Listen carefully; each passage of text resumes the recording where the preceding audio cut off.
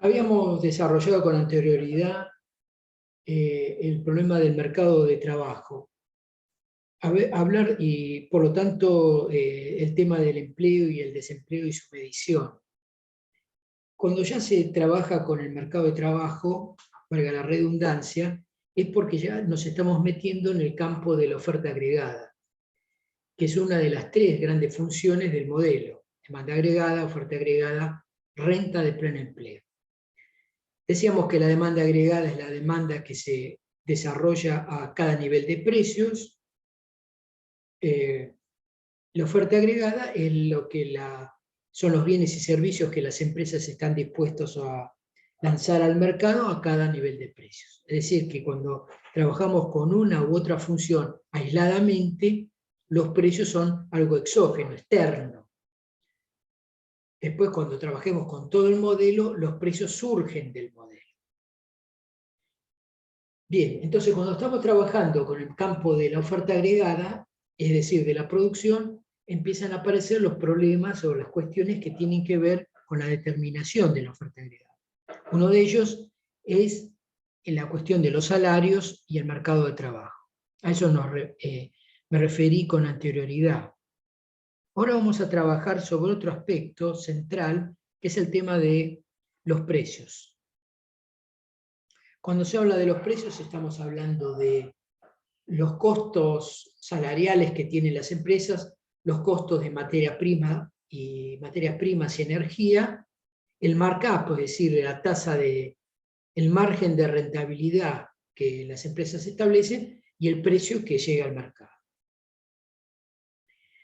Cuando hablamos entonces de precios, necesariamente tenemos que hablar de los fenómenos que durante el siglo XX y especialmente desde la Segunda Guerra Mundial caracterizan a los mercados capitalistas, que son los problemas que tienen que ver con la suba de precios, o mejor dicho, el cambio en los precios relativos, o su antítesis, la caída generalizada de precios.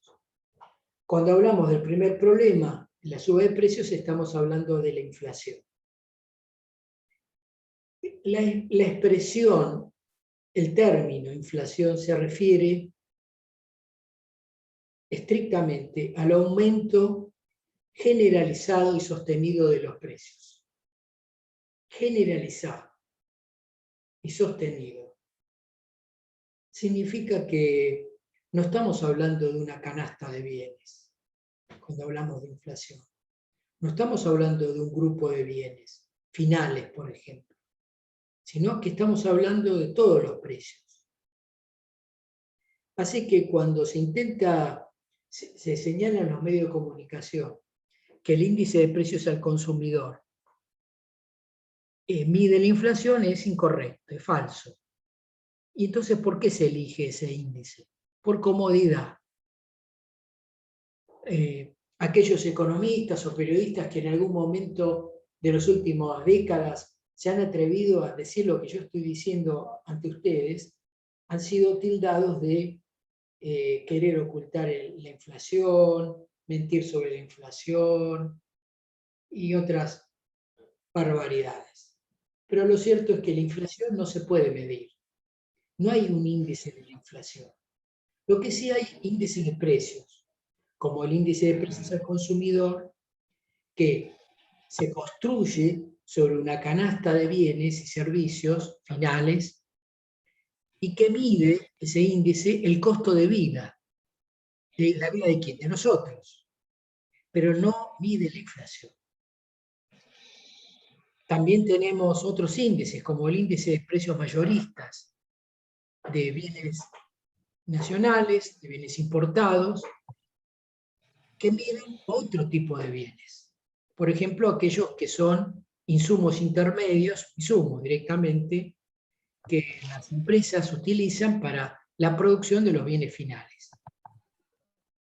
Es decir, que existe una multiplicidad de índices, es decir, de indicadores de qué es lo que está pasando con los precios de una economía, de un sector económico, de una región o del mundo. De nuevo, el índice de precios del consumidor o índice de precios minoristas, lo mismo, es un índice más.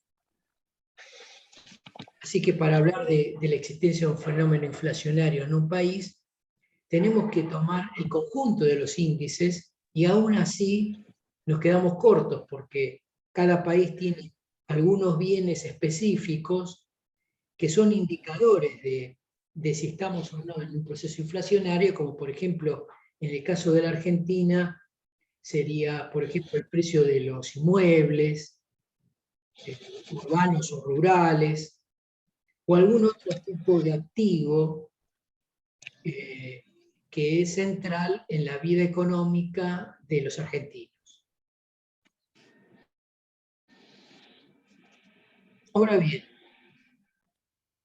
los índices son construcciones estadísticas, matemáticas, que, como les decía, cualquier índice compara un periodo con otro anterior.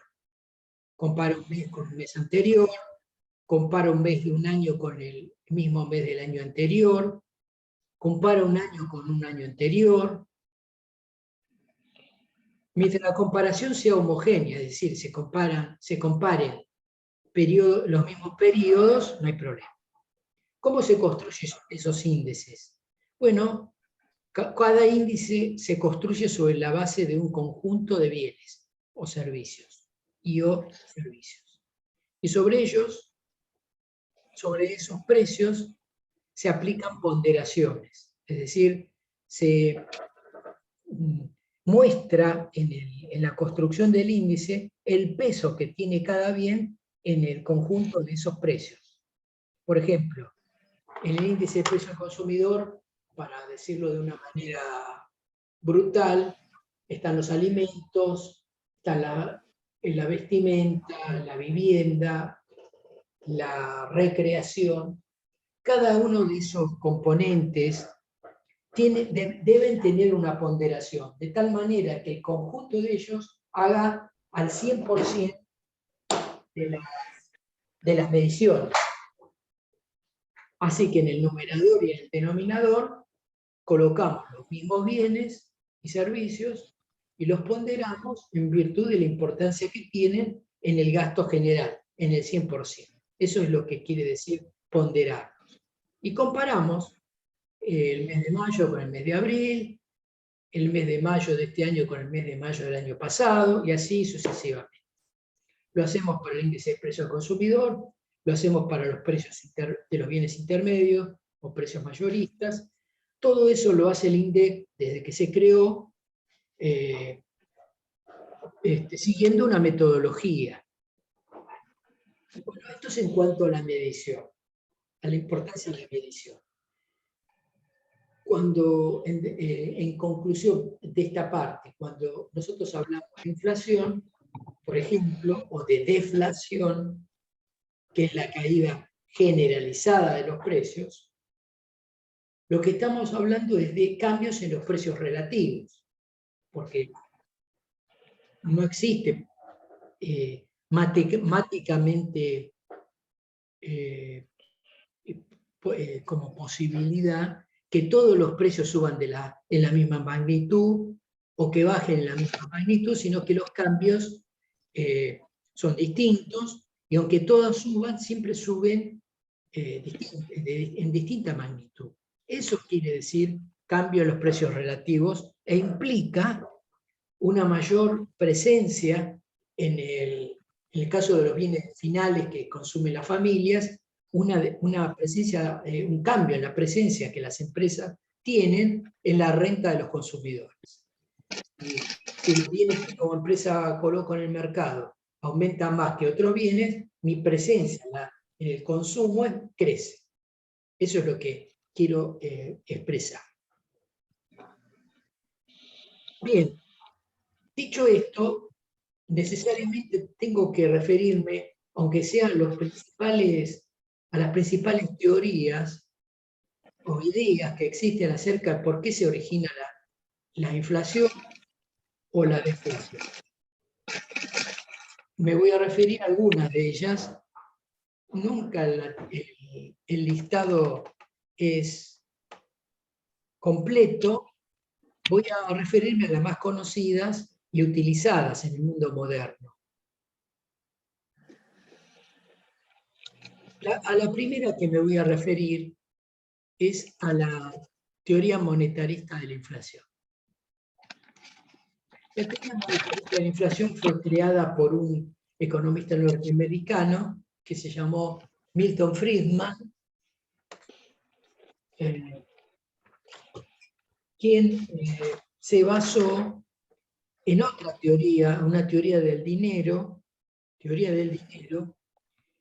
vieja teoría del dinero, que se conoce con el nombre de teoría cuantitativa del dinero. Esa teoría, que fue elaborada hace mucho tiempo, en los últimos siglos se sintetizó desde el siglo XIX en una ecuación que les voy a mostrar. Si pueden cerrar el audio me vendría bárbaro, así no escucho ruidos de fondo que me confunden. Esta es la ecuación. M por B es igual a P por Q.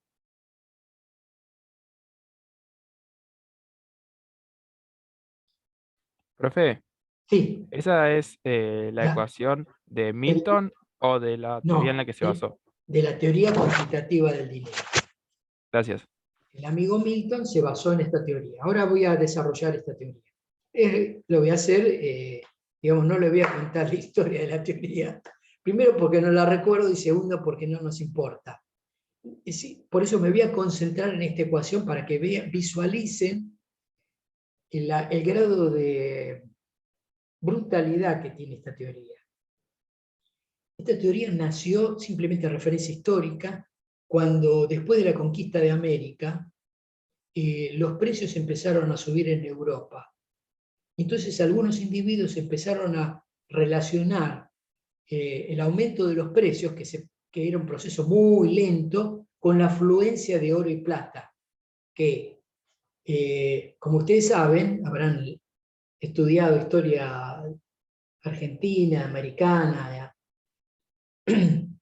el oro y la plata eran cedidos grácilmente por los pueblos originarios a los españoles y portugueses en agradecimiento por haberlos conquistado. Bien, sobre la base de esa burda relación entre la cantidad de oro y plata que afluía a Europa y la suba de precios, se fue construyendo esta teoría cuantitativa hasta concluir en esta fórmula, que quiere decir lo siguiente. M, como ya saben, es la oferta de dinero, una cantidad, volumen. La B corta es la velocidad de circulación, es decir, cómo cambia de mano en mano el billete. Esta parte de la igualdad, la que está a la izquierda, es la parte monetaria de la economía, lo que en el modelo se llamaría de activos financieros. Y la derecha es la economía real. P es el índice de precios, cualquier índice, y Q es una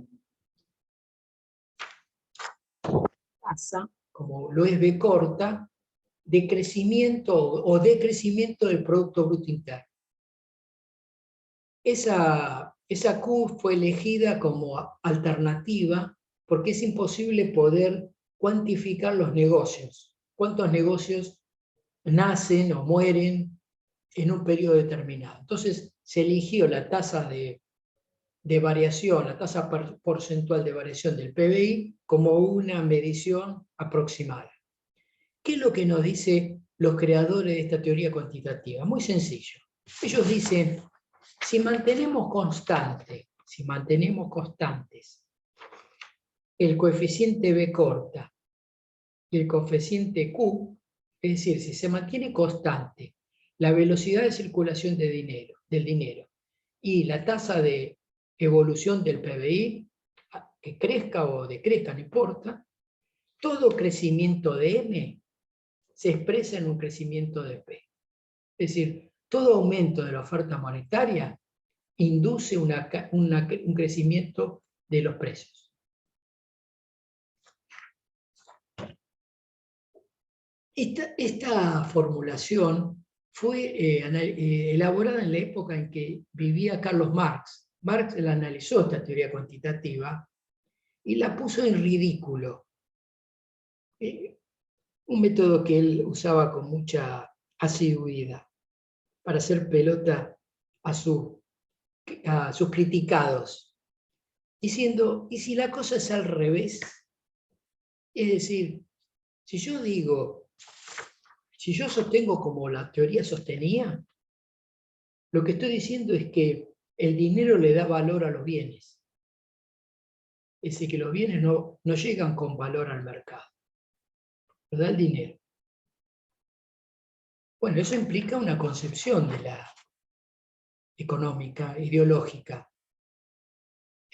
contraria al pensamiento clásico de aquellos tiempos. No solo el de Marx, sino el de Smith, Ricardo, el de los fundadores de la economía, que sostenían que los bienes, las mercancías, como ellos le decían, llegan con valor al mercado, el famoso valor de cambio. ¿Quién se lo da el valor? Bueno, el trabajo de los trabajadores y el trabajo acumulado, digamos, en los bienes de capital.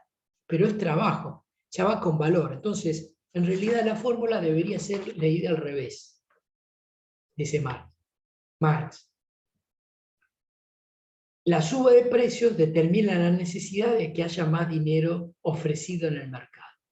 La fórmula debería ser leída al revés. Bueno, más allá de este cuestionamiento, lo cierto es que en el siglo XX, este individuo, Milton, lo voy a escribir acá, para que les quede el recuerdo cariñoso que algunos le tenemos a este individuo, Milton Friedman, alegremente, se basó en esta teoría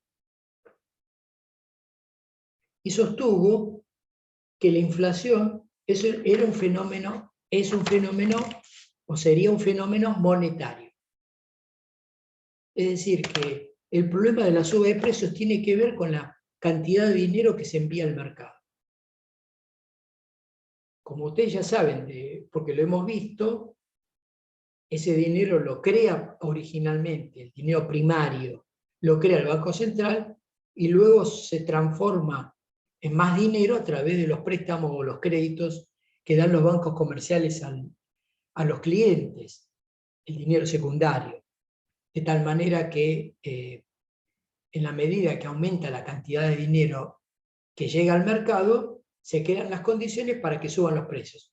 O más estrictamente, la teoría monetarista dice que la creación de dinero por parte del Banco Central, ya sea porque lo crea él o porque facilita la creación de dinero por parte de los bancos comerciales, se transforma en aumento de precios, en inflación, en aumento generalizado de precios.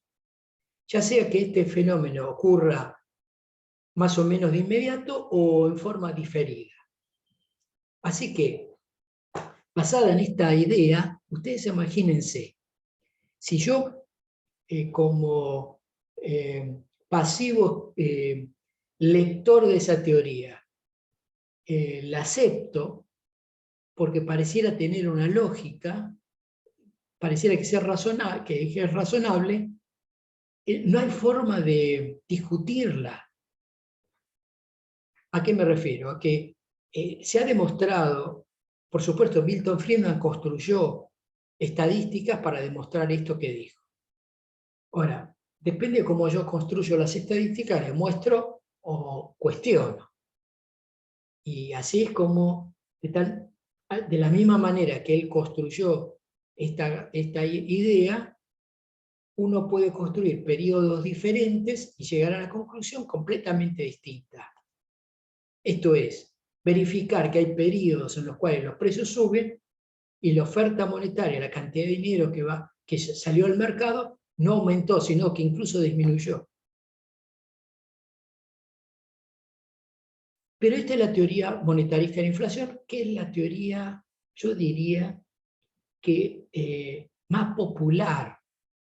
Aunque la gente que no tiene formación en economía, que no le interesa formarse en economía y no tiene por qué formarse en economía, la vida, uno puede ser feliz sin conocer nada de economía.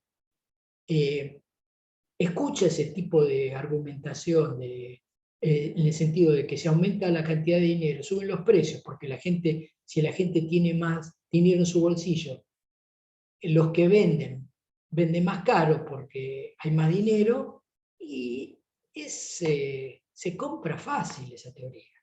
Y por eso ha aprendido en el pensamiento popular, a nivel mundial. No estoy diciendo la Argentina, a nivel mundial. Bueno, hay ahí una teoría. Por supuesto, una teoría así implica cuestionar todo el pensamiento económico clásico, es decir, original. Destruye, descarta, evita toda esa complicación que se tomaron los clásicos para entender cómo funciona el sistema capitalista. Ahora bien, surgieron con el tiempo otras teorías en el siglo XX. Y se las voy a mencionar. En América Latina, después de la Segunda Guerra Mundial aproximadamente, uno de los economistas que yo les mencioné, que tuvo que ver con la política que en la década del 30 en la Argentina significó una serie de medidas para proteger la industria argentina naciente, crear algún mecanismo de control de exportaciones, etc., que fue Raúl Prebisch. Ese individuo, digamos, alimentó una visión distinta del problema inflacionario. Él fue el fundador, Raúl Prebisch, de una institución que ahora ya es conocida por todo el mundo y reconocida, que es la CEPAL. CEPAL. Comisión Económica para la América Latina. Esas son las iniciales. CEPAL, con C. Comisión Económica para la América Latina, que es un agrupamiento de economistas latinoamericanos, básicamente argentinos, chilenos, brasileños y mexicanos, que cuestionaron esta visión monetarista de la inflación, entre otras cosas. Construyeron una teoría acerca de por qué los países latinoamericanos, o los que están al sur del río Bravo, al sur de Estados Unidos, no lograron industrializarse. Es decir, sí fueron y son países subdesarrollados o en vía de desarrollo o semi-industrializados. Y en esa elaboración construyeron una escuela de pensamiento que se conoce como estructuralismo, nucleados en la CEPAL. Los estructuralistas elaboraron otras teorías de la inflación, cuestionaron la idea de Friedman y sostuvieron que en realidad la inflación es un problema de la economía real, no monetario, no es de origen monetario, sino de la economía real. Es decir, surge como producto de problemas en el mundo de la producción de bienes y servicios. Y entonces elaboraron una serie de explicaciones o teorías acerca de por qué los precios suben. Las posibles variantes que puede tener un fenómeno inflacionario, las causas del fenómeno inflacionario. Les voy a mencionar dos teorías que surgen de ellos. La inflación de costos y la inflación de demanda.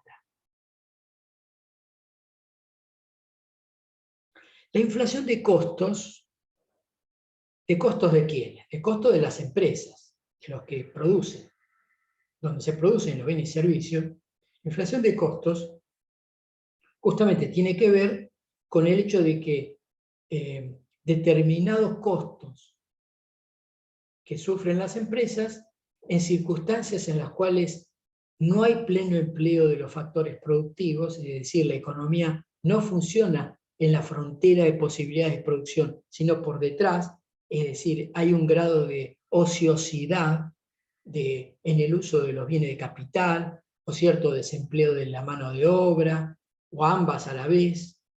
Bueno, en circunstancias de ese tipo, igual se puede producir aumento de precios por problemas en los costos. ¿Cuáles son esos temas de costos? Bueno, veámoslo en la historia argentina. Uno de ellos, el tipo de cambio. Es decir, el encarecimiento del dólar o cualquier divisa fuerte con la cual negocia nuestro país significa el encarecimiento de los insumos intermedios, de la maquinaria o la tecnología que no produce el país y que debe importar, que repercute en las costas de las empresas, y estas la expresan a través de un markup, es decir, de una margen de rentabilidad. Para sostener su margen de rentabilidad, lo expresan aumentando los precios. Otra posibilidad es un problema que hubo a partir de la década del 70, y en particular a fines de la década del 70, que es el costo de la energía. Por ejemplo, subas en el precio del barril de petróleo, que deberían ustedes saber, no es que se vende el petróleo en barriles, sino que es una medida volumétrica para darle un valor. Bueno, el crecimiento que se verificó a partir de una guerra que se produjo, la guerra de los 6 días en Medio Oriente, y que se tradujo en aumentos muy importantes en el precio del petróleo a nivel mundial, repercutió en los costos de las empresas. Entonces, el costo de la energía es otro factor de inflación de costos.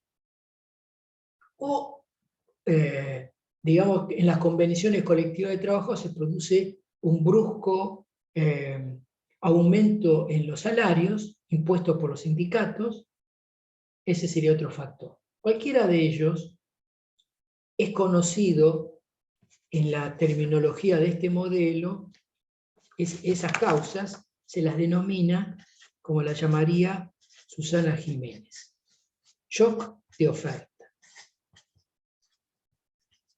En su primera y popular publicidad de hace décadas, cuando era joven.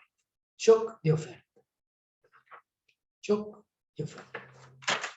Es decir, bruscos aumentos en ciertos componentes de los costos de las empresas que empujan los precios para arriba. Esa sería una inflación de costos. Otra alternativa, les mencioné, es la inflación de demanda. Esta es más difícil de justificar.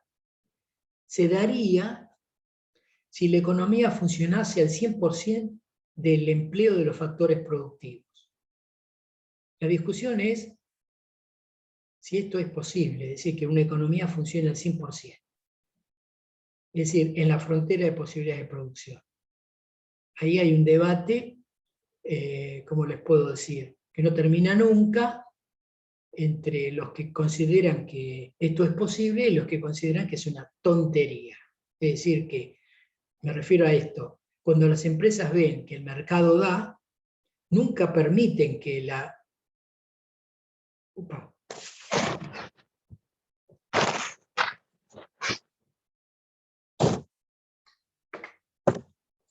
Escuchan.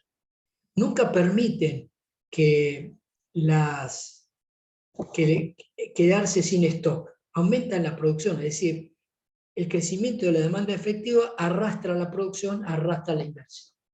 Pero bueno, podría darse el caso hipotético de que se llega al pleno empleo del uso de los factores productivos, y entonces cualquier variable agregada que genere, que aumente y empuje, desplace la demanda agregada, generará aumento de precios, porque las empresas no están en condiciones de... A ver, el proceso es así: las empresas no están en condiciones de producir, tienen que pedirle a sus trabajadores que hagan horas extras, les pagan las horas extras, y ese aumento, ese mayor gasto, después se transforma en las paritarias en aumentos salariales, aumento de costos, inflación. ¿Cómo se resuelven estas tres teorías? ¿Cómo resuelven el problema de la inflación? La teoría monetarista lo resuelve imponiéndole disciplina monetaria al Banco Central. Es decir, imponiéndole al Banco Central la condición de que no emita más dinero y ni permita que haya un flujo de créditos al sector privado que genere un aumento de la oferta monetaria, del circulante.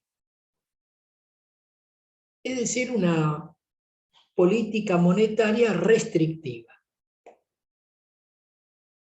Este tipo de argumento es el que se utiliza normalmente cuando economistas de distinto origen político partidario, el más de izquierda a derecha, aparecen, los he visto parir con la mano derecha arriba o el puño izquierdo arriba o en el centro político, sostener esta idea y, bueno, justificar de alguna manera el proceso inflacionario. La inflación de costos, ¿cómo se combate? Bueno, una salida a la inflación de costos, por ejemplo, si se produce un shock de oferta, consiste en que algún sector social se tiene que hacer cargo de ese aumento de los costos. Por ejemplo, los trabajadores, aceptando aumentos salariales por debajo de lo que son los índices de precios para morigerar los costos de las empresas. Y una inflación de demanda se combatiría con recesión, es decir, con una política fiscal, por ejemplo, restrictiva. Aumentar los impuestos y o bajar el gasto público. Y ahí algunas de las teorías de la inflación. Voy a agregar otra que se menciona de vez en cuando, que es la teoría inercial de la inflación. Inercial. Es la que sostiene que el aumento de precios se debe a que los agentes económicos que pueden modificar los precios tienen la expectativa de que los precios van a seguir subiendo. Y por lo tanto remarcan por las dudas, por si las moscas. ¿Cómo se combatiría esa tendencia a aumentar por si las moscas? A través de acuerdos obrero-empresariales, en el sentido, y con el Estado también metido ahí, en el sentido de destruir esa expectativa inflacionaria, o sea, esa inercia inflacionaria. Bueno, entonces ahí tenemos algunas de las teorías. Ahora les voy a mencionar tres problemas que el siglo XX mostró, como nunca antes probablemente, por lo menos que se haya medido, como problemas extremos que convulsionan el ciclo económico. Tres problemas. Profe, disculpe, ¿podría repetir la salida de costos? Sí, en la ¿Cómo se salida de sale de la costos, inflación de costos? claro. Alguien se tiene que hacer cargo de ese aumento abrupto de los costos. Algún sector social, alguna clase social se tiene que hacer cargo de eso. Una salida, por ejemplo, sería que los sindicatos acepten aumentos salariales por abajo de la inflación, para neutralizar el aumento, por ejemplo, del precio del petróleo, o de alguna materia prima. Por ejemplo, en el caso del precio de la carne, ¿cuál es el factor que dicen algunos frigoríficos o los productores ganaderos genera el aumento del precio de la carne? Que el maíz, a nivel internacional, que es el alimento que a veces se utiliza alternativamente al forraje para darle de comer a las vacas, aumentó tanto en el mercado internacional que empujó los costos para arriba. Bueno, habría que buscar que alguien se haga cargo de esa cuestión. Bueno, los tres problemas. Perfecto. Bien, tres problemas. El orden no importa. Vamos por uno. Deflación. Deflación. Es la caída generalizada de los precios. Deflación. Yo les mencioné en algún momento del curso que la deflación tiene que ver con aquella parte del ciclo económico en el cual estamos en el valle, es decir, en la depresión. Es cuando los negocios están paralizados y caen todos los precios por falta de demanda efectiva, entre ellos los salarios. ¿Por qué? Porque hay un desempleo fenomenal. La deflación es el infierno más temido. Es peor que la inflación, porque la deflación significa que las empresas más débiles, más débiles en términos relativos respecto a sus competidores, o en virtud de su propia estructura financiera, etc., se van, cierran, bajan las puertas. No importa si la empresa produce bienes que son muy importantes para el país. Importa que no pueda resistir por un problema de productividad o de mal manejo de los empresarios, etc., o porque el mercado en un momento está deprimido, no resista digamos, esa caída de la demanda efectiva y por lo tanto tiene que cerrar las puertas. El ejemplo más brutal que tenemos hoy en día, no porque estemos en deflación, pero del caso de una empresa que estaba por cerrar, a pesar de que era una empresa que estaba en la frontera tecnológica, era IMSA, Industrias Metalúrgicas Pescarmona, Sociedad Anónima. El nombre de la familia, el apellido de la familia que creó la empresa, hace como 20 años. Una empresa que de metalúrgica se transformó en una empresa de desarrollos tecnológicos espectaculares, pero que sin embargo tomó créditos en el mercado que no pudo devolver y estaba por cerrar. El Estado Nacional intervino, digamos, la estatizó, junto con el gobierno de la provincia de Mendoza, y la salvaron. Bien. La deflación. La deflación significa elimina del mercado una parte de los oferentes, y con ello trabajadores. Es decir, es una depuración del mercado brutal.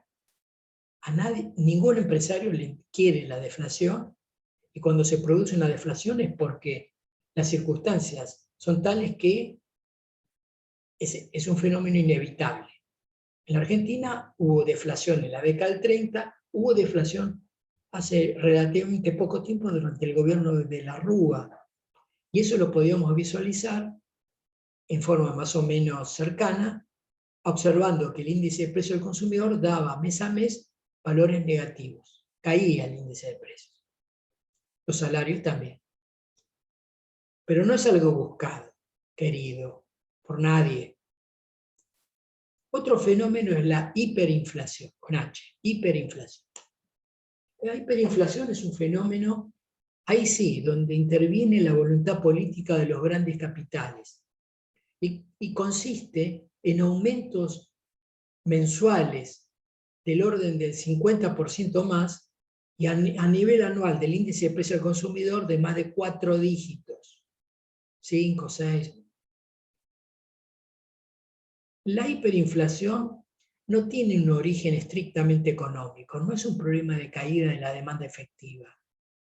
La hiperinflación tiene que ver con una lucha política entre distintos sectores empresariales o políticos, donde algunos de ellos con poder de mercado, para provocar la derrota del rival, provoca un aumento brutal de los precios. Para eso se tienen que dar circunstancias macroeconómicas por ejemplo, que el Estado no pueda salir a tranquilizar el mercado porque no tiene recursos, y no tiene recursos porque tiene un déficit fiscal muy grande y no puede emitir más dinero, porque no puede gastar más. La Argentina tuvo fenómenos de hiperinflación. El más reciente fue el que antecedió y acompañó en los primeros meses a la convertibilidad, al tipo de cambio fijo. Este tipo de... ¿Quién provocó la hiperinflación en aquel entonces, en el gobierno de Alfonsín? La provocó un grupo económico, en ese entonces era de propiedad de argentinos, que se llamaba Bungibor. Era la empresa de productos alimenticios más importante de aquel entonces. Y fue una reacción de ese grupo económico porque el gobierno de Alfonsín había provocado una devaluación de la moneda argentina de la cual no fue noticiado el grupo y los dejó como Adán en el Día de la Madre, con una deuda en dólares que habían contraído y que no podían devolver. Entonces, impulsaron una suba brutal de los precios. Como tenían poder de mercado, lo pudieron hacer. Y terminaron derrumbando el gobierno de Alfonsín, que tuvo que adelantar las elecciones, entregar el poder antes, y abrió las condiciones para que surgiera un gobierno de un signo político favorable a Bungibor, como fue el gobierno de Menem. Tercer problema.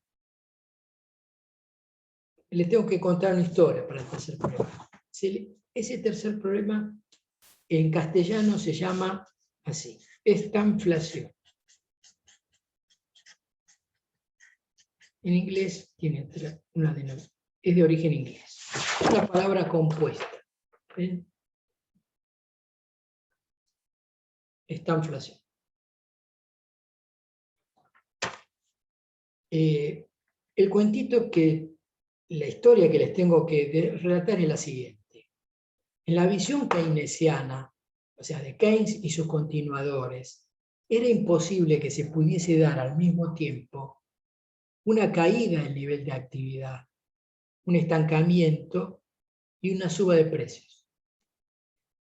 En la teoría keynesiana, en la visión keynesiana, esos dos fenómenos, estancamiento o aumento del desempleo, mejor, y aumento de precios, eran contradictorias entre sí. De tal manera que si un gobierno, por ejemplo, en un momento determinado quisiera aumentar el empleo, es decir, la ocupación, lo que podía provocar es aumento de precios. Y si combatía la inflación, podía provocar a través de las políticas recesivas un aumento del desempleo. Desempleo e inflación aparecían como dos fenómenos que se contradecían entre sí, que no podían convivir. No estaba previsto esa posibilidad. Yo les mencioné la economía norteamericana y el fenómeno de las guerras de Medio Oriente. El fenómeno de la estanflación ocurrió por primera vez, por lo menos de la que yo tengo registro, durante el gobierno del presidente Ronald Reagan.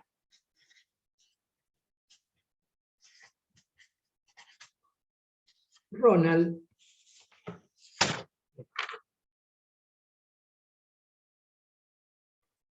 mediocre actor de cine, de películas de cowboy, por esas cosas de la vida, como en Argentina el Palo Ortega o Reutemann ingresaron a la política sin tener ninguna condición intelectual, ni de carrera política, ni de formación, o ahora quieren hacerlo ingresar a, ¿cómo se llama la chica de la cloroquina? Que tiene un programa de televisión en A24, Bueno, una chica que está muy cirúrgica, bueno, no importa. Periódicamente los partidos políticos de cualquier signo hacen entrar a algún actor de cine, deportista, gente que no tiene que ver con el mundo de la política, y no está prohibido. El problema es la formación que tengan, si tienen una formación cultural, educativa, que le permite construir sujeto, verbo y predicado, es una persona absolutamente bruta, digamos, que solamente es una cara. Como lo del DIPI, profe. Efectivamente, ¿bien? Mejor que demos ese ejemplo para evitar que el INADI me acuse de hacer hincapié en las mujeres. El DIPI, ahí está. Ahí tenés un demente, un tipo absolutamente incapaz de poder construir una idea ordenada, que aparentemente quiere ser candidato, qué sé yo. Bueno. Entonces Ronald Reagan era eso, un animal. ¿Qué quiero decir con esto? Que no es un problema argentino. Estamos hablando de los Estados Unidos de Norteamérica, el principal país del mundo. La democracia más desarrollada. Lo construyeron y el Partido Republicano y lo llevó al poder. Él encabezó junto con Margaret Thatcher, primera ministra de Gran Bretaña, un nuevo ciclo en la vida, en las corrientes políticas del mundo, favorecido por la disolución de la Unión Soviética, por el proceso hacia la disolución de la Unión Soviética, que consistió en un ataque feroz a las condiciones de vida de los trabajadores, que se expresó, y aprovecho la volada, en política sobre la oferta agregada. Así como nosotros trabajamos aquí viendo cuáles son las alternativas de políticas monetaria y fiscal que actúan sobre la demanda agregada, estas corrientes políticas sostuvo que las políticas de demanda agregada no eran eficientes, que no lograban resolver los problemas de la economía y que había que actuar sobre el lado de las empresas, por el lado de los costos, es decir, por el lado de la oferta agregada. Eso es lo que se conoció con el nombre de los Reaganomics, bueno, la política Reagan y de Thatcher, que cuando llegó a la Argentina tomó la forma del gobierno de Menem. ¿Qué pasó? ¿Qué le pasó a Reagan? Reagan, como desde su pensamiento de las personas que lo rodeaban, tenía una visión monetarista de la inflación. Y entonces, ante cualquier problema de aumento de precios, recurría inmediatamente a políticas monetarias restrictivas, que en Estados Unidos son posibles de llevar a cabo, como nadie lo puede hacer, subiendo la tasa de interés. ¿Por qué? Porque el consumidor norteamericano compra crédito con tarjeta, si te suben la tasa de interés, se restringe el consumo y con eso se lograba bajar los precios. Resulta que en esa oportunidad se produce durante el gobierno Reagan un crecimiento espectacular, un shock de oferta en el precio de la energía. Crece espectacularmente el precio del petróleo. Eso repercute en los costos de las empresas, sube los precios. Reagan aplica la receta que les mencioné y en lugar de lograr bajar los precios, provoca además una caída del nivel de actividad. O sea, una recesión y el estancamiento.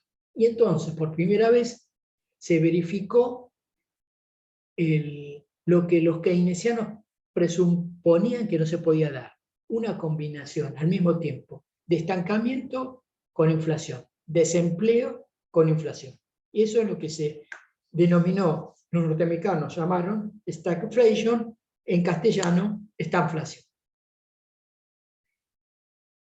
Bien, ustedes van a ver en el modelo de oferta y demanda agregada que tienen en el libro de O'Keefe o el autor en Samuelson, que ellos se ufanan se autoelogian de que el modelo resuelve lo que los keynesianos no podían resolver. Es decir, el modelo que vimos al comienzo del multiplicador no puede explicar el problema de la estanflación porque presuponía que no se podía dar. En el modelo de oferta y demanda agregada, ya no keynesiano, sino neoclásico, la estanflación es posible. Y entonces, mostrando el juego de las tres variables, funciones macroeconómicas, la demanda agregada, la oferta agregada y la renta de pleno empleo, podemos graficar y conceptualizar esta posibilidad, esta inflación. ¿Y cuál es la solución? La solución que impuso Reagan es la que yo les mencioné con anterioridad, para inflación de costos, la llamada moderación salarial. Traducido en los términos de mi barrio, los sindicatos se bajaron los pantalones y negociaron los aumentos salariales por abajo del aumento de los precios. A eso, irónicamente, peyorativamente, podría decir, el modelo lo llama moderación salarial. Y eso permitió a las empresas recomponer su markup, es decir, su tasa de rentabilidad, no aumentar los precios. El gobierno de Reagan entonces bajó la tasa de interés, que había subido, y la economía se empezó a recuperar con precios más moderados. Pero alguien paga el pato. En este caso fueron los trabajadores norteamericanos. Claro, profe, pero a la larga les sirve porque ellos tienen un menor costo de salario, pero a la larga hay menos inflación y también les afecta, les perjudica a ellos hay inflación. O sea, a la larga como que le da una buena mano, le saca, pero le quita algo y le da otra cosa. Bueno, le da y le quita. Lo único que ustedes tienen que saber que desde aquel momento hasta el día de hoy, jamás la clase trabajadora norteamericana recupera sus niveles de vida, niveles de ingreso que tenía con anterioridad. Nunca más se recuperó. Aún en periodos, como fue durante el gobierno anterior de este animal que precedió a Biden, hubo casi pleno empleo en la economía norteamericana y sin embargo los salarios no lograron recuperarse todo en poder adquisitivo, todo lo que habían tenido antes de Reagan. Es decir, fue una de, ¿cómo les puedo decir? En términos de largo plazo, estamos hablando de 20, 30 años, fue una derrota muy importante de los trabajadores norteamericanos en el sentido de que perdieron, a largo plazo, perdieron como en la guerra y todavía no han logrado recuperarse, a tal punto que el actual presidente Biden está llamando a la sindicalización. Imagínense un presidente norteamericano impulsando que los trabajadores se sindicalicen. ¿Por qué está diciendo eso? Porque los trabajadores se empezaron a desafiliar producto de que los sindicatos traicionaron. Y esa desindicalización siguió hasta el día de hoy. Y es tan fuerte que durante estos meses, cuando Biden hizo esta expresión, hubo un debate en un grupo económico que se dedica a la venta, creo que era Amazon, o uno de esos, hicieron una votación interna los trabajadores para ver si se sindicalizaban o no, y ganó la no sindicalización. Es decir, esa idea ha quedado muy metida en la conciencia de la clase trabajadora norteamericana, en la traición de sus dirigentes. Digamos, pongámosle de esa manera. Bueno, no importa, la cosa es que este es el tercer fenómeno que les quería mencionar. En el modelo ya todos estos procesos los podemos expresar presentando las tres funciones: la oferta agregada, la demanda agregada y la renta de pleno empleo. Desplazando las tres funciones se pueden visualizar todas las situaciones que se pueden dar. Entonces, la demanda agregada como una función de demanda cualquiera, la oferta agregada como cualquier función de oferta con pendiente positiva, y la renta de pleno empleo, que es la que refleja la producción de equilibrio de la economía. Entonces, mostrando esas tres funciones, podemos ahora sí mostrar el punto de equilibrio de la economía y a partir de ahí cuál es el nivel de precios existente. Recién ahora, así como antes decíamos que la demanda agregada, la oferta agregada, son la demanda o la oferta a cada nivel de precios, ahora cuando incorporamos las tres funciones es al revés. Los precios son endógenos, es decir, surgen como producto del modelo. En cada punto de equilibrio se determina un nivel de precios. Si esta situación de equilibrio, donde las tres funciones igualan, se mantiene inalterada, decimos que la economía está en equilibrio de corto y largo plazo. Ahora, si algún factor hace que la demanda agregada se desplace, la oferta agregada se desplace, se rompe el equilibrio y empiezan a surgir algunas de esas situaciones de inflación o desempleo, o de inflación con desempleo que les acabo de mencionar. Y entonces, a modo de recordatorio y de fortalecimiento de estas ideas, ¿cuáles son, en definitiva, las razones por las cuales la demanda agregada se va a desplazar? Bueno, ustedes tienen que tener presente cuáles son las variables agregadas o macroeconómicas que integran la demanda agregada.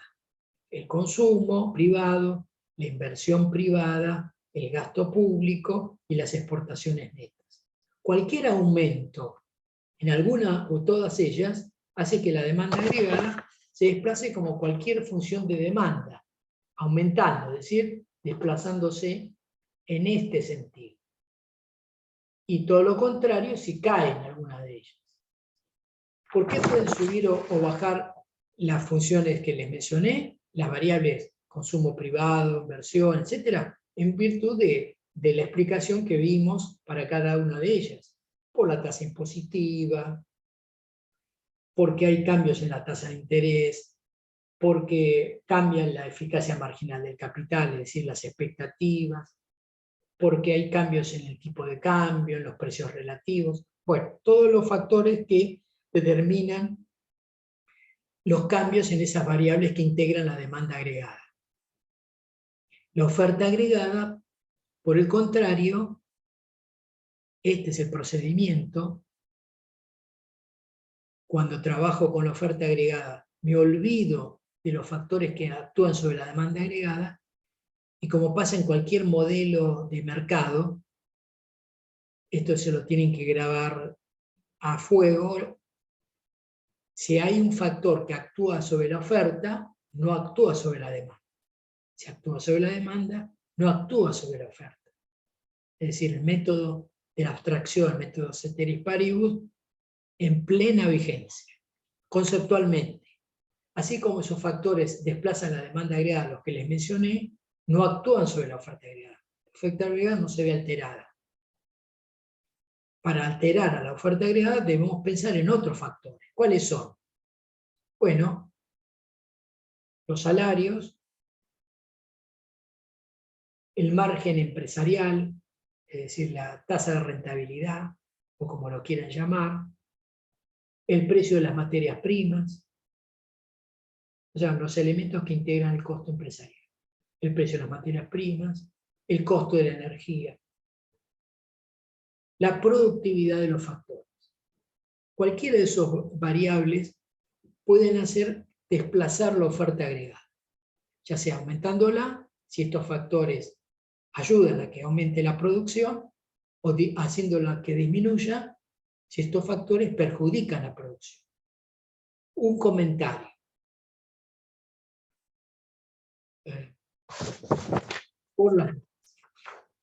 En el gráfico, ¿no? Si yo digo que la oferta agregada aumenta, es decir, que se desplaza para mostrar un aumento porque los costos salariales disminuyeron, ese desplazamiento tiene que ser tal en el gráfico para mostrar una caída en los precios. Así que la oferta agregada, cuando crece, ¿cómo hago para mostrar que crece? La tengo que desplazar hacia aquí, ¿se entiende? ¿No? Hacia arriba.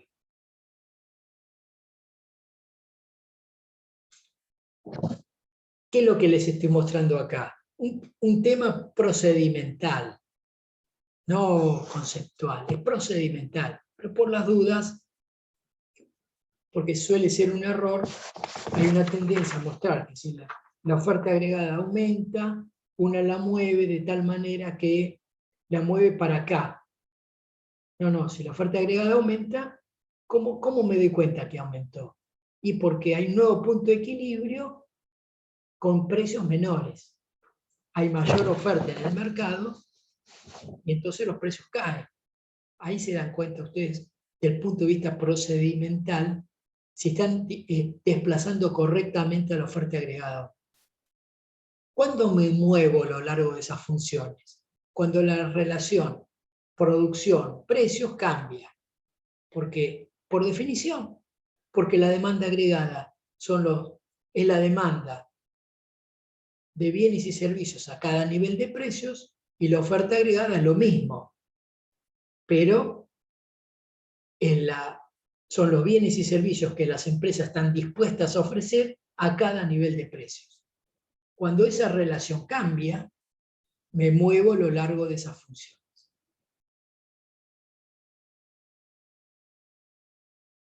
Bien.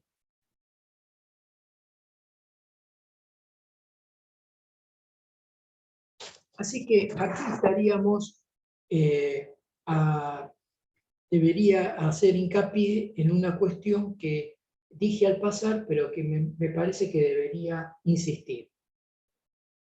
El modelo contempla este nuevo periodo histórico que se inició con Reagan y Thatcher,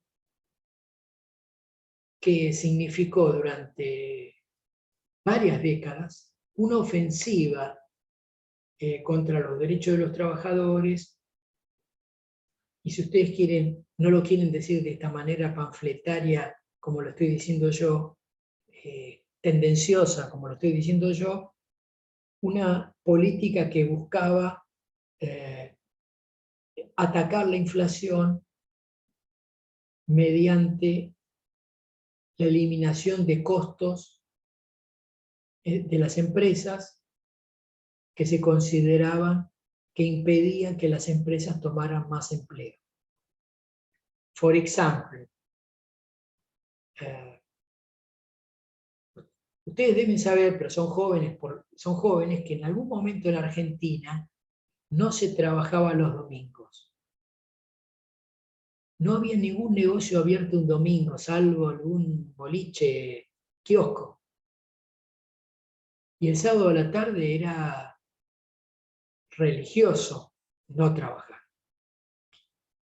Eso es considerado por esta corriente como un elemento que perjudica la economía.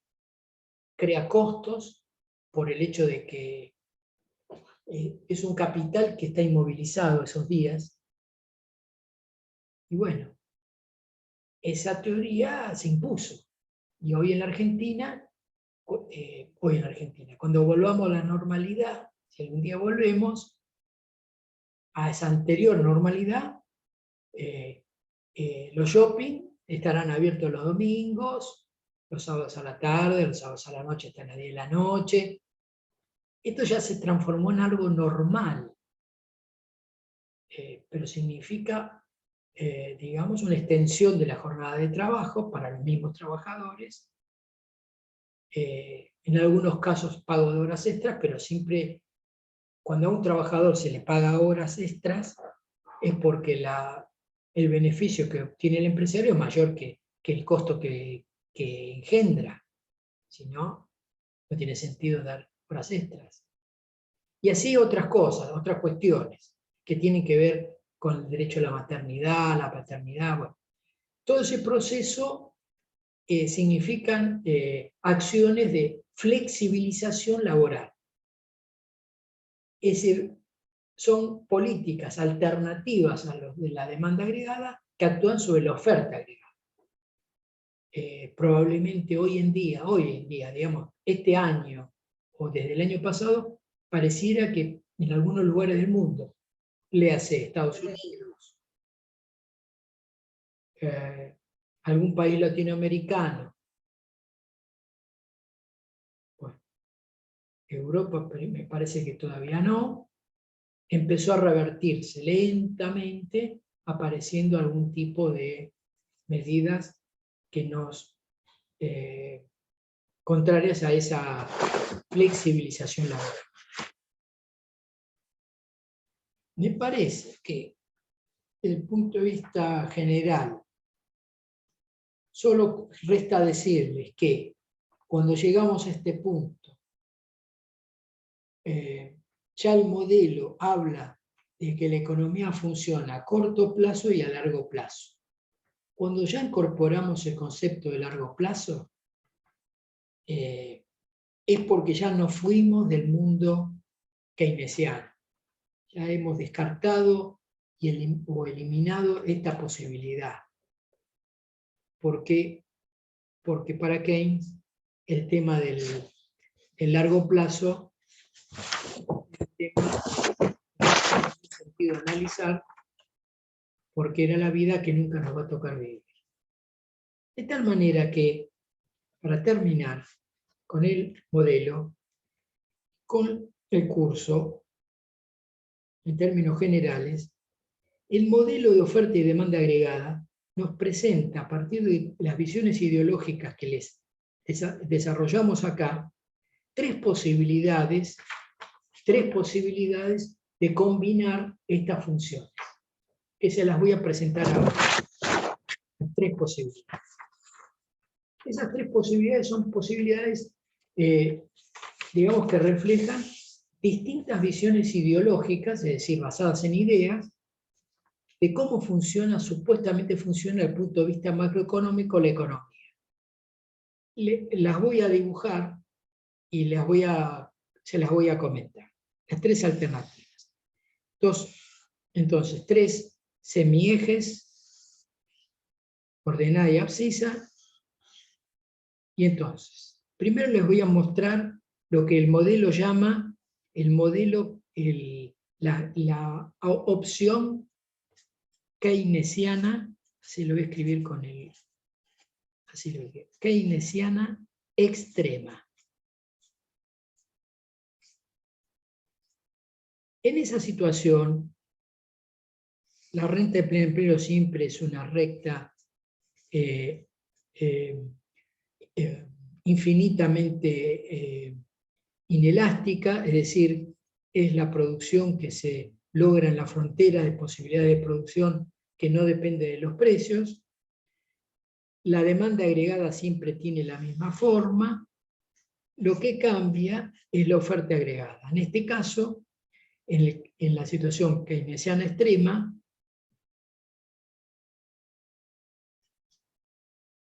a ver, tenemos esta situación, la oferta agregada tiene esta forma.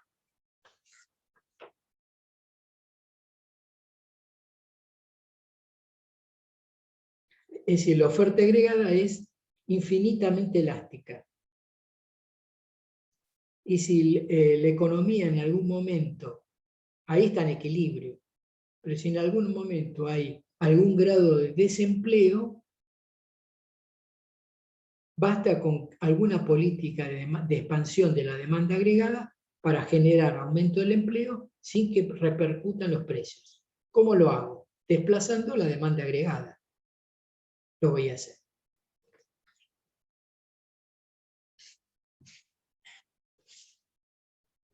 de A',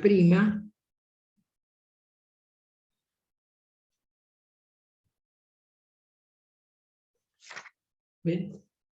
Dibujado para el trasero, pero desplazo la demanda agregada, la aumento, y entonces la producción crece.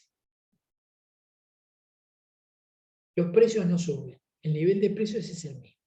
Ese es el caso keynesiano extremo, que es el caso en el cual, digamos, hay una depresión descomunal, estamos hablando de la década del 30, y entonces el Estado aumenta el gasto público, la inversión pública,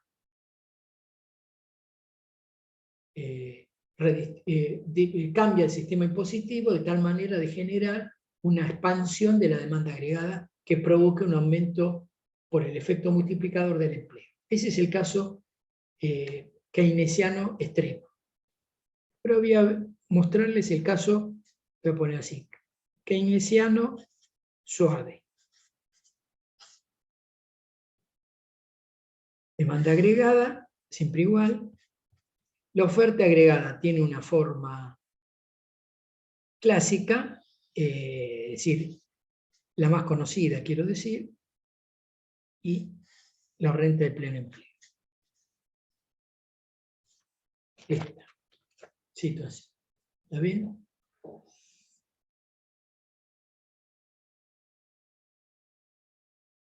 ¿Qué diferencia hay? La oferta agregada tiene pendiente positiva, no es infinitamente elástica. ¿Qué pasa en este caso keynesiano suave?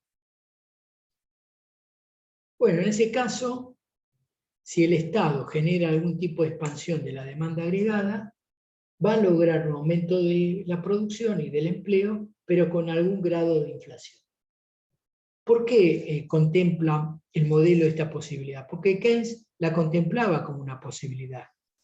Cuando ridiculizaba a sus detractores porque él pedía que el Estado interviniera gastando, y estos le decían que el gasto público iba a generar inflación, o que el aumento de salarios iba a generar inflación, él le decía, miren, los trabajadores cuando hacen un acuerdo salarial, como se ve este año, lo único que pueden hacer es alterar el salario nominal, pero no el salario real. El salario real depende de dos variables, el salario nominal y los precios. Sobre los precios no pueden hacer nada. Entonces, si en algún momento el aumento salarial significa poner en tela de juicio la productividad, es decir, los trabajadores reciben más ingresos de lo que generaron, los empresarios se resarcen aumentando los precios. Y frente a eso, no hay organización gremial que pueda defenderte, porque vos podés después conseguir una recomposición salarial como la que se va a dar a fines de año, pero mientras tanto estuviste comiendo, vistiéndote, consumiendo servicios, y te comiste ese aumento de precio. Entonces, en este caso, un aumento de la demanda agregada, me faltaba poner la D, genera aumento del producto, pero también aumento del producto, pero también un aumento de precios. Keynesiano suave.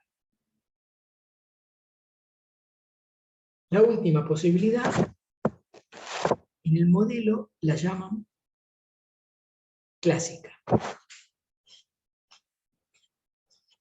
La voy a llamar igual. La expresión clásica es falsa, es neoclásica, pero vamos a usar esa terminología.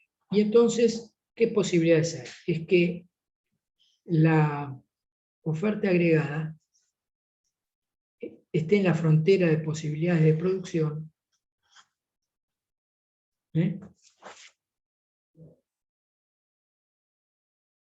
cualquier aumento de la demanda agregada, lo único que provoca es aumento de precios. Acá están los precios en la ordenada, el producto en la abscisa. Esa visión que ellos llaman clásica en el modelo es neoclásico de la síntesis neoclásica, como quiera. Entonces, si desplazo la demanda agregada, sube el nivel general de precios.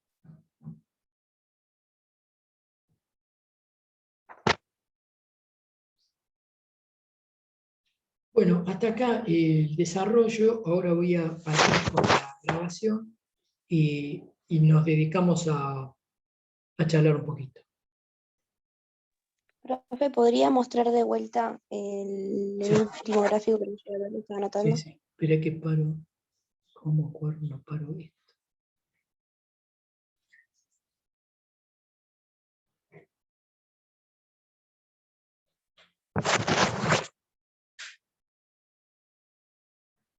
¿Se ve? Listo, gracias. Profe, en la última dijo que, o sea, solo va a afectar a los precios. Claro, No solo provoca un aumento de precios. Profe, o sea que al desplazársela o expandirse la